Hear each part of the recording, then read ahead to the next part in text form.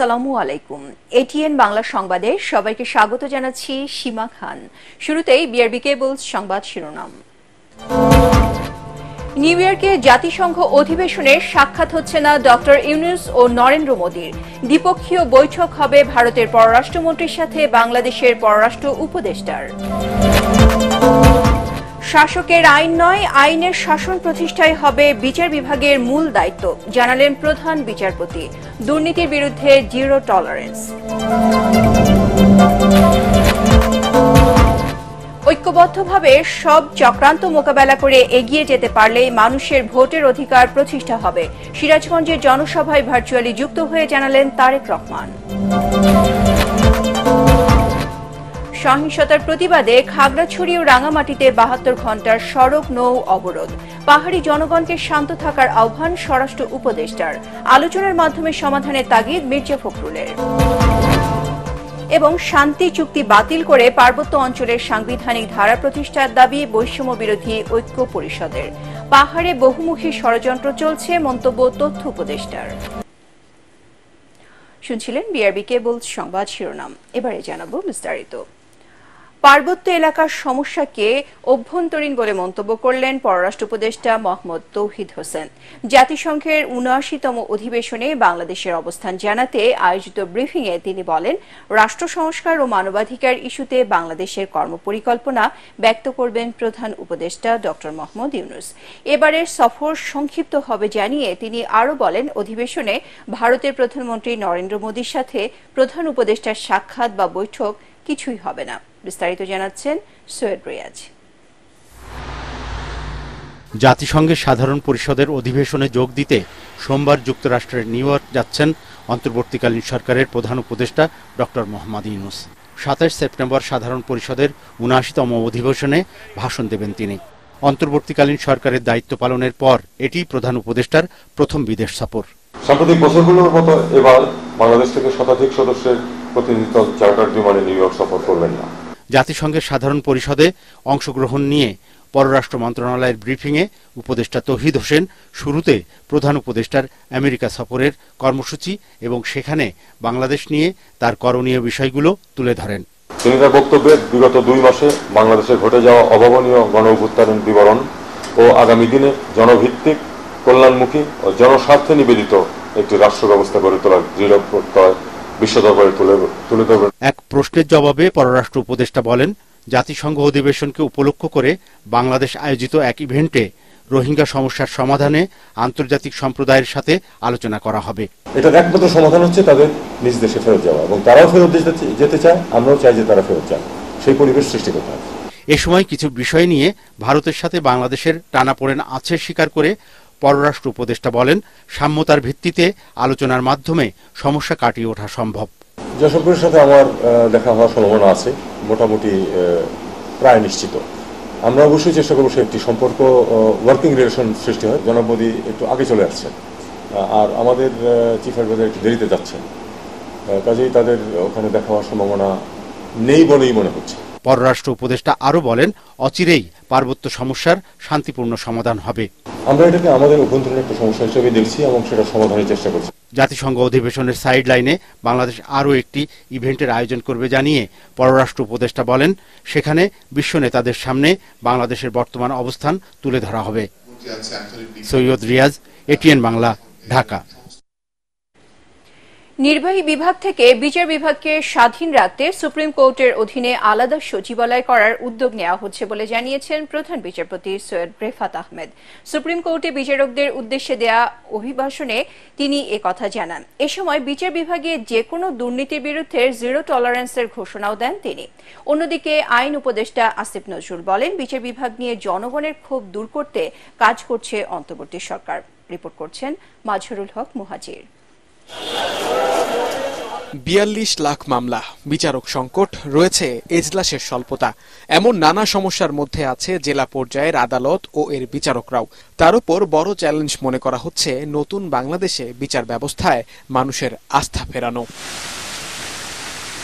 এমন পরিস্থিতির মধ্যেই সুপ্রিম কোর্টে বিশেষ এই আয়োজন, যেখানে সারা দেশ থেকে আগত সকল পর্যায়ের বিচারকদের উদ্দেশ্যে অভিভাষণ দেন প্রধান বিচারপতি সৈয়দ রেফাত আহমেদ। ঘোষণা করেন দেশের বিচার বিভাগের রোডম্যাপ। বিচার বিভাগীয় সচিবালয় প্রতিষ্ঠার পর বিচার বিভাগে গুণগত পরিবর্তন আনয়নে আমার অন্যতম কাজ হবে বিচারকগণের যোগ্যতার ভিত্তিতে পদায়ন নিশ্চিত করা। সুপ্রিম কোর্টে বিচারক নিয়োগের ক্ষেত্রে সুনির্দিষ্ট আইন প্রণয়ন করতে হবে। অনুষ্ঠানে আইন উপদেষ্টা আসিফ নজরুল বলেন, ন্যায় বিচার নিশ্চিত করতে বিচার বিভাগ সংস্কারের উদ্যোগ নিয়েছে সরকার। দেখেন, আমাদের এখানে বিগত ফ্যাসিস্ট সরকার গায়েবী মামলা এবং ঢালাও মামলার একটা কালচার শুরু করেছিল। আমরা সেটা থেকে বের হতে চাই। এখন আপনারা নিয়োগ পেয়েছেন, শপথ নিয়েছেন, শপথের প্রতি আপনাদের এলিজিয়েন্স রেখেন, কোনো দলের প্রতি রেখেন না। এ সময় যারা ফ্যাসিজমের দোষর হিসেবে এখনো বিচার বিভাগের গুরুত্বপূর্ণ পদে রয়েছেন, তাদের বিরুদ্ধে যথাযথ ব্যবস্থা নেওয়ার তাগিদ দেন অ্যাটর্নি জেনারেল মোহাম্মদ আসাদুজ্জামান। বিচারকের উপর অর্পিত দায়িত্ব থেকে বিচ্যুত হওয়া যাবে না, নিষ্ঠার সাথে দায়িত্ব পালন করে যেতে হবে, অনুরাগ বা বিরাগ থেকে নিজেকে দূরে রাখতে হবে। এর আগে জুলাই বিপ্লবে নিহতদের স্মরণে 1 মিনিট নীরবতা পালনের মধ্য দিয়ে শুরু হয় প্রধান বিচারপতির অভিভাষণের অনুষ্ঠানে বিচার বিভাগের বিভিন্ন সংস্কারের দাবি তুলে ধরেন বিচারকরা। বাংলাদেশের প্রতিটি আদালতে শিশুদের জন্য ডে কেয়ারের ব্যবস্থা এবং উক্ত ডে কেয়ারের জন্য প্রয়োজনীয় দক্ষতা সম্পন্ন স্টাফ নিয়োগের দাবি জানাচ্ছি। মাজহারুল হক মুহাজির, এটিএন বাংলা, ঢাকা।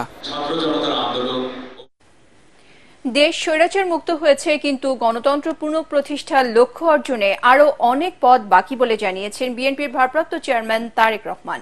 সিরাজগঞ্জে গণতন্ত্র প্রতিষ্ঠার আন্দোলনে শহীদদের স্মরণে স্থানীয় বিএনপি আয়োজিত জনসভায় ভিডিও কনফারেন্সে যুক্ত হয়ে তিনি বলেন, ঐক্যবদ্ধভাবে সব চক্রান্ত মোকাবেলা করে এগিয়ে যেতে পারলে মানুষের ভোটের অধিকার প্রতিষ্ঠা সম্ভব।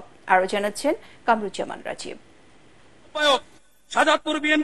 সিরাজগঞ্জে গণতন্ত্র প্রতিষ্ঠার আন্দোলনে শহীদদের স্মরণে স্থানীয় বিএনপি আয়োজিত জনসভায় জনতা আর নেতা কর্মীদের অংশগ্রহণে কানায় কানায় ভরে যায় এনায়েতপুর ইসলামিয়া উচ্চ বিদ্যালয় মাঠ। সমাবেশে বক্তব্য রাখেন স্থানীয় ও কেন্দ্রীয় নেতারা। বৃষ্টি বিঘ্নিত সমাবেশে ভিডিও কনফারেন্সে যুক্ত হয়ে বক্তব্য রাখেন প্রধান অতিথি তারেক রহমান। তিনি বলেন, মানুষের আকাঙ্ক্ষা পূরণে জবাবদিহিমূলক সরকার প্রতিষ্ঠাই এখন মূল লক্ষ্য। ছাত্র জনতার আত্মত্যাগের লক্ষ্য অর্জনে জনগণের রাজনৈতিক অধিকার প্রতিষ্ঠার পাশাপাশি অর্থনৈতিক মুক্তি অর্জন করতে হবে। আমরা দেশকে আজ স্বৈরাচার মুক্ত করেছি। আমরা আমাদের যে লক্ষ্য, সেই লক্ষ্যের অল্প একটু অংশ আমরা অর্জন করতে সক্ষম হয়েছি। আমাদের আরো বহু সামনে যেতে হবে।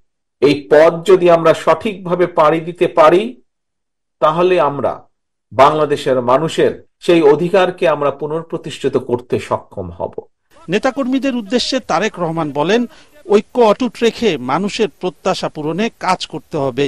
কোনোভাবেই আইন নিজের হাতে তুলে নেওয়া যাবে না। আমাদেরকে যদি দেশের মানুষের রাজনৈতিক যে অধিকার, সেটিকে যদি পুনঃপ্রতিষ্ঠিত করতে হয়, আমাদেরকে যদি বাংলাদেশের মানুষের মুক্তির যে মুক্তি, অর্থনৈতিক মুক্তি, সেটিকে যদি অর্জন করতে হয়, আমাদেরকে সকলকে ঐক্যবদ্ধ থাকতে হবে।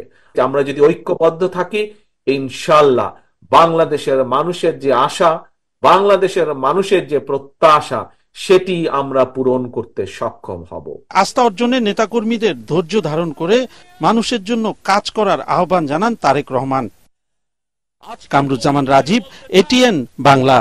গত 18 বছর পার্বত্য অঞ্চলে সাম্প্রতিক ঘটনা তদন্তে উচ্চ পর্যায়ের কমিটি গঠন করা হবে বলে জানিয়েছেন স্বরাষ্ট্র উপদেষ্টা জাহাঙ্গীর আলম চৌধুরী। খাগড়াছড়ি দীঘিনালায় সংঘর্ষের ঘটনায় রাঙামাটি পরিদর্শন শেষে একথা জানান তিনি। এ সময় স্থানীয় সরকার উপদেষ্টা হাসান আরিফ বলেন, দ্রুতই খাগড়াছড়িতে সম্প্রীতির পরিবেশ ফিরিয়ে আনা হবে। এদিকে পার্বত্য 3 জেলায় চলছে 72 ঘণ্টার সড়ক ও নৌপথ অবরোধ। এতে চরম ভোগান্তিতে পড়েন সাধারণ মানুষ। জেলা প্রতিনিধিদের পাঠানো তথ্যচিত্রে জানাচ্ছেন আশিকুর রহমান।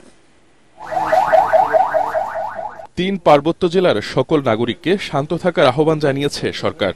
স্বরাষ্ট্র উপদেষ্টা অবসরপ্রাপ্ত লেফটেন্যান্ট জেনারেল জাহাঙ্গীর আলম চৌধুরীর নেতৃত্বাধীন সরকারের উচ্চ পর্যায়ের প্রতিনিধি দল রাঙামাটি পরিদর্শন শেষে এই আহ্বান জানায়। এ সময় স্বরাষ্ট্র উপদেষ্টা জানান, সহিংসতার ঘটনা তদন্তে উচ্চ পর্যায়ের তদন্ত কমিটি গঠন করবে অন্তর্বর্তী সরকার। আইন শৃঙ্খলা কোনো অবস্থায় অবনতি হতে দেওয়া যাবে না। আমি আপনাদের সবাই সহযোগিতা চাচ্ছি। যারা আইন শৃঙ্খলা অবনতি করবে তাদের কোনো অবস্থায় আমরা ছাড় দিব না। বৈঠক শেষে স্থানীয় সরকার উপদেষ্টা হাসান আরিফ বলেন, পাহাড়ে সাম্প্রদায়িক সম্প্রীতি নষ্ট করার জন্য বাইরে থেকে ষড়যন্ত্র করা হচ্ছে। কমিশন বা একটা কমিটির মাধ্যমে তদন্ত কমিটি করে সেখানে সুষ্ঠু ব্যবস্থা করা, যারা প্রকৃত দোষী তাদের যেন আইনের আওতায় তাদেরকে নিয়ে আসা হয়। এদিকে প্রশাসনের হস্তক্ষেপে পার্বত্য এই দুই জেলার পরিস্থিতি এখন শান্ত। তবে স্থানীয়দের ডাকা 72 ঘন্টার অবরোধ এবং পরিবহন ধর্মঘটে দুর্ভোগে সাধারণ মানুষ ও পর্যটকরা। আমরা এখনো পাই নাই, ইনশাল্লাহ পেন্ডিং চলছে, পেয়ে যাব, কিন্তু আমরা জানতাম না যে এই জায়গায় অবরোধ। মুন্সিগঞ্জ থেকে আসছি 17 জন, সবাই একসাথে ফাইসা গেছি। অবরোধের কারণে আমরা চিন্তা করলাম যে ব্যাক আমরা ফেনী চলে যাব, কিন্তু আসলে পরিস্থিতি এমন একটা অবস্থা হয়ে যায় যে ফেনী যাওয়ার মতনও সাহসটা করতে পারিনি। এ সময় পাহাড়ে ঘটে যাওয়া সাম্প্রতিক ঘটনাকে দুঃখজনক উল্লেখ করে উপদেষ্টা হাসান আরিফ বলেন, দ্রুতই খাগড়াছড়িতে আগের পরিবেশ ফিরিয়ে আনা হবে। যে ভুল বোঝাবুঝি হয়েছে তা যেন আগামীতে আর না ঘটে সে ব্যাপারে সজাগ থাকতে হবে। সোশ্যাল মিডিয়া এটার যেমন উপকারিতাও আছে, অপকারিতাও বেশি। সে অপকারিতা আমরা এখন দেখলাম, ভিন্ন জায়গার ছবি এনে অন্যকে যেন দেখানো হচ্ছে বাংলাদেশে রাঙামাটিতে এটা ঘটেছে, খাগড়াছড়িতে এটা ঘটেছে। কিছু কিছু আমার কাছে মনে হলো যেন মণিপুরের সেই ছবিগুলো এখানে কিছুটা ফটোশপিং করে দেখানো হয়েছে। এছাড়া সামাজিক যোগাযোগ মাধ্যমে গুজব ছড়ানোর অপচেষ্টা বন্ধে সবাইকে সতর্ক থাকার আহ্বান জানান তিনি। Bureau report, ATN Bangla. অন্তর্বর্তীকালীন সরকারকে চাপে ফেলতেই পাহাড়ের সংঘাত অস্থিতিশীল পরিস্থিতির সৃষ্টি করা হচ্ছে বলে অভিযোগ করেছেন বিএনপি মহাসচিব মির্জা ফখরুল ইসলাম আলমগীর। সব পক্ষের সাথে আলোচনার মাধ্যমে সংকট সমাধানের আহ্বান জানান তিনি। চেয়ারপারসনের গুলশান কার্যালয়ে ব্রিফিংয়ে তিনি শিক্ষা প্রতিষ্ঠানে লেজুর ভিত্তিক ছাত্র রাজনীতি বন্ধের পক্ষে মত দেন। মির্জা ফখরুল বলেন, সত্যিকারের রাজনীতিবিদ হলে শেখ হাসিনার উচিত হবে দেশে ফিরে তার বিরুদ্ধে হওয়া মামলা আইনগতভাবে মোকাবেলা করা। রিপোর্ট মইনুল হাসানের। সমসাময়িক নানা ইস্যুতে দলের অবস্থান তুলে ধরতে সাংবাদিকদের মুখোমুখি হন বিএনপি মহাসচিব মির্জা ফখরুল ইসলাম আলমগীর। প্রশ্নের জবাবে তিনি বলেন, পার্বত্য চট্টগ্রামের দুই জেলায় সহিংস ঘটনার পেছনে নানা ষড়যন্ত্র রয়েছে। শূন্যতার সুযোগ নেওয়া, অন্যদিকে আমরা জিও পলিটিক্সের যে পরিবর্তন এবং যে ঘটনাগুলো ঘটছে মিয়ানমারকে কেন্দ্র করে ভারতবর্ষে মণিপুরের যে বিদ্রোহ, সবগুলোকে যদি আপনি আনেন জিও পলিটিক্সের এই ঘটনাগুলোকে, তাহলে কিন্তু ভেরি সিগনিফিকেন্ট। আলোচনা করে একটা জায়গায় নিয়ে আসতে হবে এবং সেটা বাংলাদেশের স্বার্থেই আনতে হবে, তাদেরও স্বার্থে আনতে হবে, তাদেরকে কনফিডেন্স আস্থায় নিতে হবে। ক্যাম্পাস ভিত্তিক ছাত্র রাজনীতি বন্ধ, অন্তর্বর্তীকালীন সরকারের 6 সংস্কার কমিটি গঠন, শেখ হাসিনাকে দেশে ফেরত আনার ইস্যুতেও কথা বলেন বিএনপি মহাসচিব। নোবডি ইজ অ্যাবভ আপনার ল।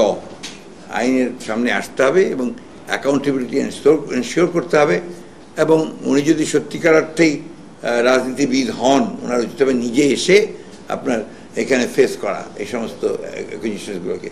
ছাত্র রাজনৈতিক দলের লেজুর বৃত্তি করা যাবে না, করা উচিত না।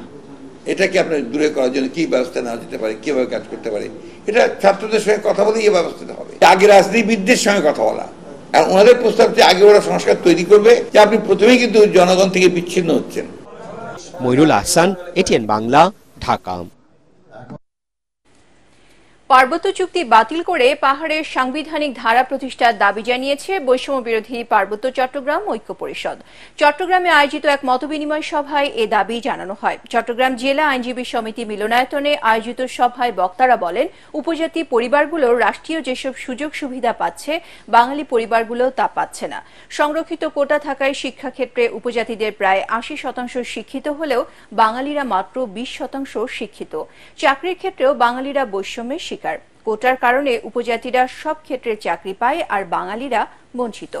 সভায় সাবেক এমপি ও চট্টগ্রাম মহানগর জামায়াতের আমির শাহজাহান চৌধুরী, চট্টগ্রাম মহানগর বিএনপির আহ্বায়ক এরশাদুল্লাহ, পার্বত্য চট্টগ্রাম আইনজীবী ফোরামের আহ্বায়ক অ্যাডভোকেট ইয়াকুব আলী চৌধুরী সহ পার্বত্য নেতারা বক্তব্য রাখেন। পার্বত্য চট্টগ্রামে সরকারিভাবে ইন্টারনেট বন্ধ করার কোনো ঘটনা ঘটেনি। একটু সমস্যাকে অতিরঞ্জিত করে প্রচার করা হচ্ছে বলে মন্তব্য করেছেন ডাক, টেলিযোগাযোগ ও তথ্য প্রযুক্তি মন্ত্রণালয় এবং তথ্য সম্প্রচার মন্ত্রণালয়ের উপদেষ্টা মোহাম্মদ নাহিদ ইসলাম।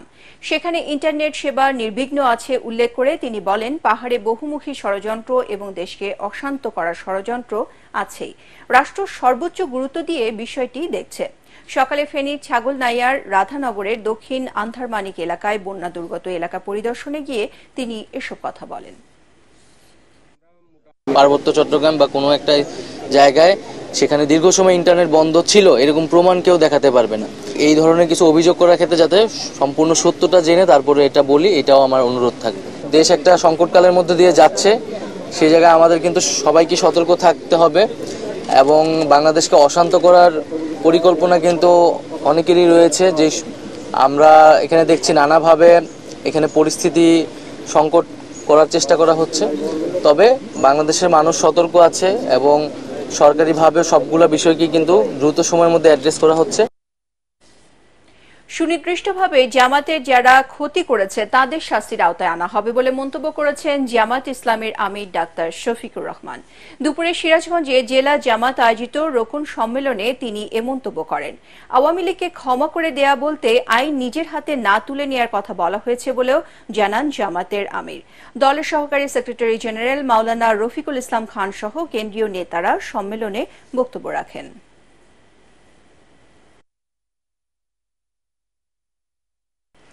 দেশের পোশাক কারখানা অস্থিতিশীল করতে বিদেশি ইন্ধন রয়েছে বলে জানিয়েছেন শ্রম সচিব AHM শফিকুজ্জামান। রাজধানী এফডিসিতে বিতর্ক প্রতিযোগিতায় তিনি বলেন, কারা ষড়যন্ত্র করছে সেটি খতিয়ে দেখা হচ্ছে।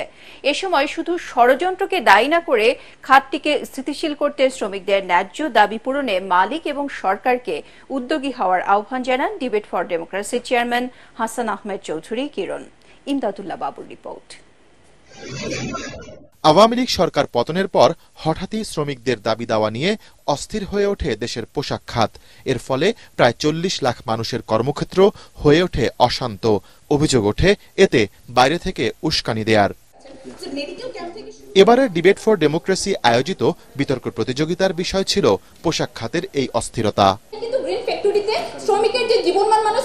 অনুষ্ঠানে শ্রম সচিব AHM শফিকুজ্জামান বলেন, কি কারণে অস্থির হয়ে উঠেছিল বৈদেশিক মুদ্রা আয়ের অন্যতম বড় এই খাত। এই 15 বছরের যে বৈষম্য, এই অধিকারের বঞ্চনা, 15 বছরের একচেটিয়া প্রভাব ছিল। এ সময় ডিবেট ফর ডেমোক্রেসির চেয়ারম্যান হাসান আহমেদ চৌধুরী কিরণ বলেন, শ্রমিকদের বেতন বৈষম্য ও সুযোগ সুবিধা থেকে বঞ্চিত করা কোনোভাবেই গ্রহণযোগ্য নয়। শ্রমিকদের ন্যায্য অধিকারের ক্ষেত্রে যদি তাদেরকে বঞ্চিত করা হয়, তারা আপনারা যত রাষ্ট্রীয় পদক পান না কেন, যত আন্তর্জাতিক পদক পান না কেন, যত সুন্দর গ্রিন ফ্যাক্টরি আপনারা করেন না কেন, যত ভিআইপি সিআইপির মর্যাদা আপনারা পান না কেন, সবকিছু কিন্তু ম্লান হয়ে যাবে। এতে পোশাক খাত অস্থির করতে কারা ইন্ধন দিচ্ছে তা খতিয়ে দেখারও দাবি ওঠে। পার্শ্ববর্তী কোনো দেশ আমাদের শ্রমিকদেরকে উস্কানি দিয়ে, আমাদের শ্রমিকদেরকে ভুল বুঝিয়ে আমাদের ফ্যাক্টরিগুলিতে, আমাদের কারখানাগুলিতে অসন্তোষ তৈরি করে আমাদের অর্ডারগুলো আমাদের বায়ারদেরকে বিদেশের অন্য দেশের দিকে বা তার নিজের দেশের দিকে নিয়ে যাওয়ার চেষ্টা করছি কিনা, সে কারণে আমি বলি আপনারা সকলেই সচেতন থাকবেন। ভিয়েতনাম, কম্বোডিয়া এবং আমাদের আশেপাশের দেশগুলো, তারা তো আমাদেরকে কখনই আমাদের উৎপাদন ব্যবস্থা চালিয়ে দিতে দিবে না। এখানে কিন্তু বাইরের ইন্ধন আছে এবং গোয়েন্দা সংস্থার রিপোর্টও তাই বলে। প্রতিযোগিতায় প্রাইম ইউনিভার্সিটিকে হারিয়ে তেজগাঁও কলেজের বিতার্কিকরা বিজয়ী হয়। ইমদাদুল্লাহ বাবু, ATN বাংলা, ঢাকা।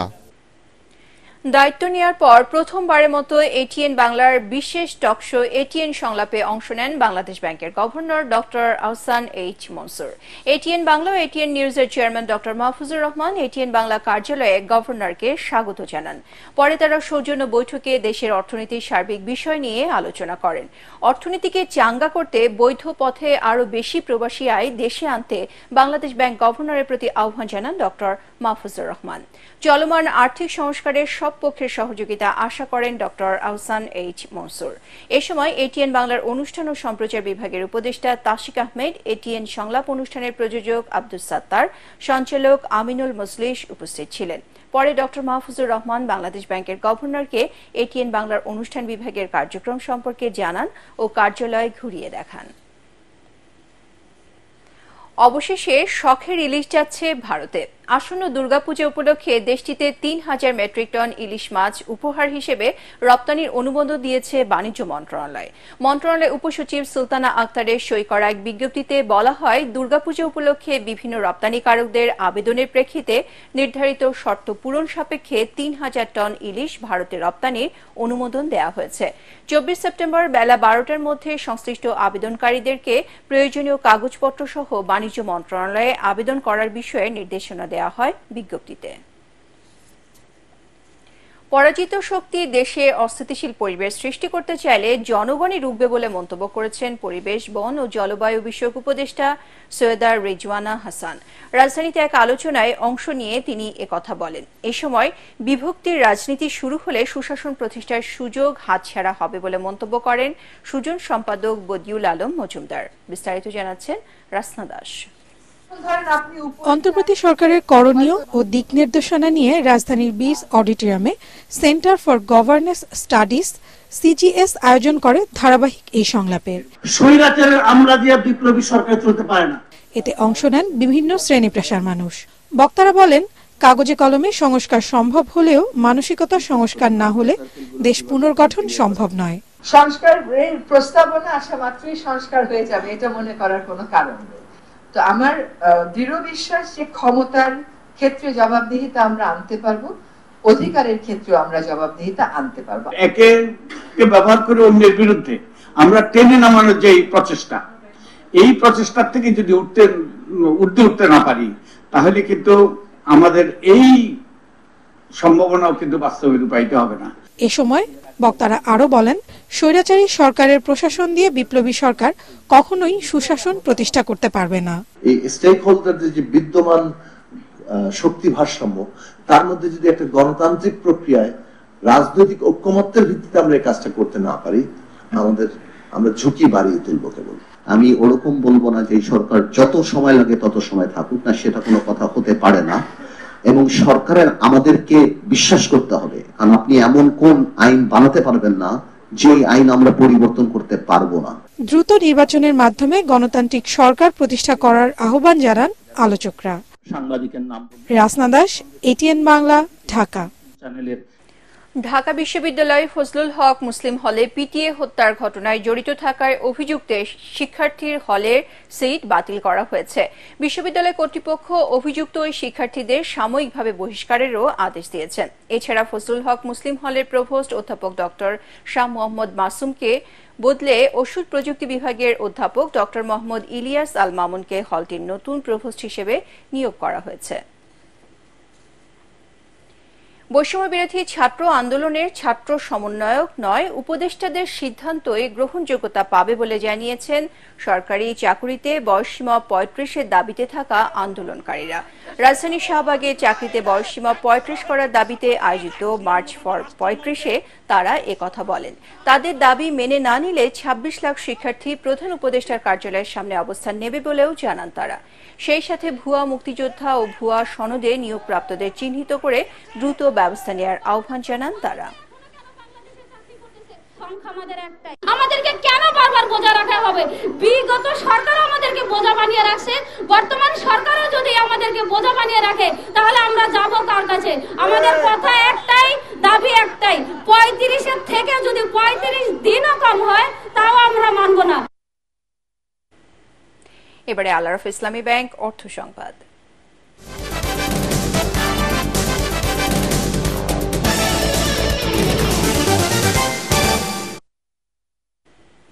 মাস্টারকার্ড আয়োজিত স্পেন অ্যান্ড উইন ক্যাম্পেইনের বিজয়ীদের নাম ঘোষণা করা হয়েছে।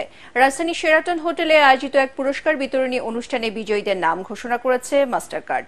গত ২১ মে থেকে ৩০ জুন পর্যন্ত স্ট্যান্ডিং সিডনি ২০২৪ শীর্ষক এই ক্যাম্পেইন পরিচালিত হয়। ক্যাম্পেইনের প্রথম বিজয়ী হিসেবে সঙ্গীসহ সিডনিতে ৪ দিনের ভ্রমণের সুযোগ পেয়েছেন ঢাকা ব্যাংক পিএলসির মাস্টারকার্ডের কার্ড হোল্ডার মাহজুবিন শাহনাজ। মোট ৫০ জন বিজয়ী ট্রাভেল ভাউচার সহ পেয়েছেন বিভিন্ন ইলেকট্রনিক্স ও লাইফস্টাইল পণ্য কেনার আকর্ষণীয় গিফট ভাউচার।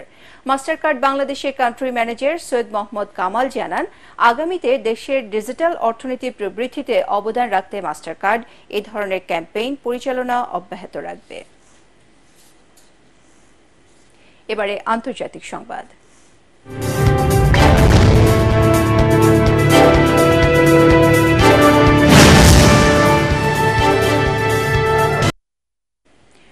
শ্রীলঙ্কার প্রেসিডেন্ট নির্বাচনে ভোট গ্রহণ শেষে গণনা শুরু হয়েছে। স্থানীয় সময় বিকেল 5:30টায় পোস্টাল ভোট গণনার মধ্য দিয়ে তা শুরু হয়।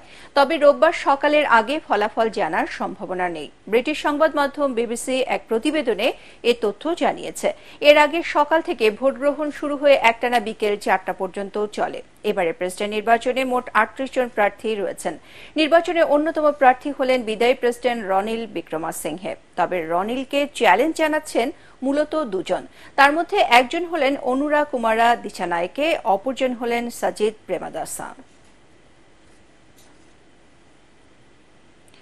আসন্ন প্রেসিডেন্ট নির্বাচন সামনে রেখে এখন ব্যস্ত সময় পার করছেন মার্কিন প্রেসিডেন্ট প্রার্থীরা। আগামী 5 নভেম্বর যুক্তরাষ্ট্রের প্রেসিডেন্ট নির্বাচনের জন্য ভোট গ্রহণের দিন নির্ধারণ করা হলেও এরই মধ্যে বেশ কয়েকটি রাজ্যে আগাম ভোট শুরু হয়েছে। স্থানীয় সময় শুক্রবার ভার্জিনিয়া, সাউথ ডাকোটা ও মিনেসোটারে ভোট দেওয়ার জন্য লাইনে দাঁড়িয়েছেন বহু নাগরিক। ভোট গ্রহণ চলাকালে এসব রাজ্যের কেন্দ্রগুলোতে ছিল উৎসব মুখর পরিবেশ। এর আগে স্থানীয় নির্বাচন পরিচালকরা এসব ভোট কেন্দ্রগুলোকে সুরক্ষিত রাখতে নিরাপত্তা জোরদার করেন। পাশাপাশি ভোট প্রদানে যাতে কোনো বিঘ্ন না ঘটে সে বিষয় নিশ্চিত করেন। এবারে পারটেক্স খেলার খবর।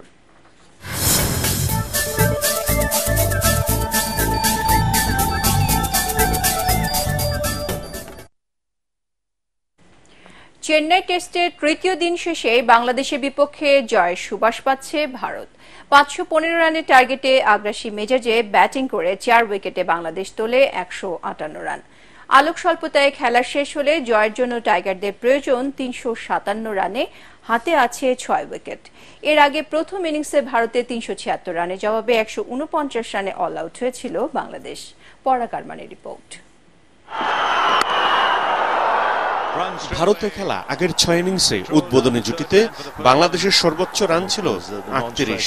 দিনের তৃতীয় সেশনে চা বিরতির পর জাকির দলের 62 রানে বিদায় নিলেও ভারতের মাটিতে উদ্বোধনী জুটির রেকর্ডের পাশে নিজের নাম লেখান। টেস্ট খেলোয়াড় হিসেবে খ্যাতি পাওয়া মমিনুল আবারও ব্যর্থ, আর শেষ বিকেলের আলো মুশফিককে 13 রানেই থামিয়ে দেয়। তবে সতীর্থদের আসা যাওয়ার মাঝেও হেসেছে অধিনায়ক নাজমুল হাসান শান্তর ব্যাট। 3-6 আর 4-4-এ 51 রানে অপরাজিত আছেন তিনি। অন্য প্রান্তে সাকিব আল হাসান 5 রান নিয়ে চতুর্থ দিনে ব্যাট করতে নামবেন। তবে তখনও তাদেরকে চোখ রাঙাবে 357 রানের বিশাল পাহাড়। অবশ্য টেস্টের তৃতীয় দিনের শুরুতে নির্বিষ বোলিংয়ের মাসুল দেয় বাংলাদেশ। প্রথম সেশনে উইকেট না হারিয়ে দলে আরো 124 রান যোগ করেন ঋষভ পান্ট ও শুভমান গিল। 632 দিন পর টেস্টে ফিরে সেঞ্চুরি করা পান্টকে লাঞ্চের পরই তুলে নেন মেহেদী হাসান মিরাজ। পান্টের সংগ্রহ 109 রান। টাইগারদের সাফল্য বলতে এটুকুই। আর প্রথম ইনিংসে 0 রানে ফেরা শুভমান গিল পেয়ে যান ক্যারিয়ারের 5ম সেঞ্চুরি। গিল 119 রানে থাকা অবস্থায় 4 উইকেটে 287 রানে দ্বিতীয় ইনিংস ঘোষণা করে ভারত। তাতে 515 রানের জয়ের টার্গেট পায় বাংলাদেশ। পরাগ আরমান, এটিএন বাংলা। সংবাদ শেষ করার আগে বিআরবি কেবল শিরোনামগুলো আরো একবার। নিউ ইয়র্কে জাতিসংঘ অধিবেশনের সাক্ষাৎ হচ্ছে না ডক্টর ইউনূস ও নরেন্দ্র মোদীর। দ্বিপক্ষীয় বৈঠক হবে ভারতের পররাষ্ট্রমন্ত্রীর সাথে বাংলাদেশের পররাষ্ট্র উপদেষ্টার। শাসকের আইন নয়, আইনের শাসন প্রতিষ্ঠাই হবে বিচার বিভাগের মূল দায়িত্ব, জানালেন প্রধান বিচারপতি। দুর্নীতির বিরুদ্ধে জিরো টলারেন্স। ঐক্যবদ্ধভাবে সব চক্রান্ত মোকাবেলা করে এগিয়ে যেতে পারলেই মানুষের ভোটের অধিকার প্রতিষ্ঠা হবে। সিরাজগঞ্জের জনসভায় ভার্চুয়ালি যুক্ত হয়ে জানালেন তারেক রহমান।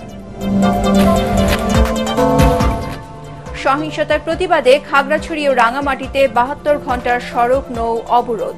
পাহাড়ি জনগণকে শান্ত থাকার আহ্বান স্বরাষ্ট্র উপদেষ্টার। আলোচনার মাধ্যমে সমাধানের তাগিদ মির্জা ফখরুলের। এবং শান্তি চুক্তি বাতিল করে পার্বত্য অঞ্চলের সাংবিধানিক ধারা প্রতিষ্ঠার দাবি বৈষম্য বিরোধী ঐক্য পরিষদের। পাহাড়ে বহুমুখী ষড়যন্ত্র চলছে, মন্তব্য তথ্য উপদেষ্টার। পরবর্তী সংবাদ দেখার আমন্ত্রণ জানিয়ে এখনকার মতো শেষ করছি। এটিএন বাংলা সংবাদ ইউটিউবে দেখতে ব্রাউজ করুন youtube/ATN Bangla News। ধন্যবাদ সবাইকে।